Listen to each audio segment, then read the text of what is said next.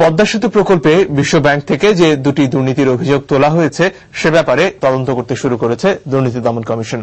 তদন্তের দায়িত্ব দেওয়া হয়েছে দুদকেরই দুই কর্মকর্তাকে। একই সাথে ওই প্রকল্পের ব্যাপারে যোগাযোগ মন্ত্রী সৈয়দ আবুল হোসেনের বিরুদ্ধে দুর্নীতির অভিযোগ ওঠাকেও অনভিপ্রেত বলে মন্তব্য করেছেন দুদক চেয়ারম্যান। মহিদুল ইসলামের রিপোর্ট। প্রায় 22,000 কোটি টাকার পদ্মা সেতু প্রকল্পের জন্য বিশ্বব্যাংকে ঋণ সহায়তা করার কথা প্রায় 9,000 কোটি টাকা। তবে সম্প্রতি প্রকল্পের দুটি ব্যাপারে দুর্নীতির অভিযোগ করে অর্থায়ন স্থগিত করে বিশ্বব্যাংক।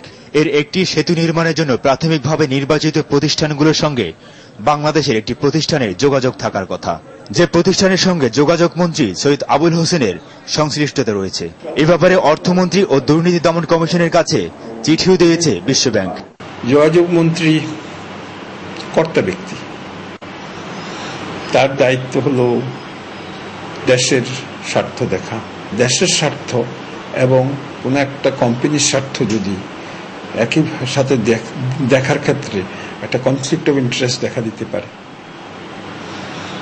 এটা তো খুব একটা অভিপ্রেত অবস্থা নয়। আর অন্য অভিযোগটি হল সেতু নির্মাণের জন্য পরামর্শক নিয়োগের ক্ষেত্রে, যা অনুসন্ধানের জন্য বিশ্বব্যাংক অনুরোধ করেছে কানাডিয়ান পুলিশকে। এদিকে অভিযোগ দুটি তদন্তের জন্য ইতিমধ্যেই কাজ শুরু করে দিয়েছে দুদক। আমরা বিশ্বব্যাংকেও লিখেছি, আমরা কানাডিয়ান পুলিশকেও আমাদের অ্যাটর্নি জেনারেলের মাধ্যমে তাদের যে ফাইন্ডিংস তা জানানোর জন্য অনুরোধ করব।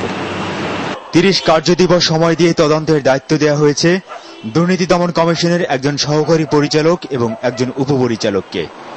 মহিদুল ইসলাম, এনটিভি নিউজ, ঢাকা।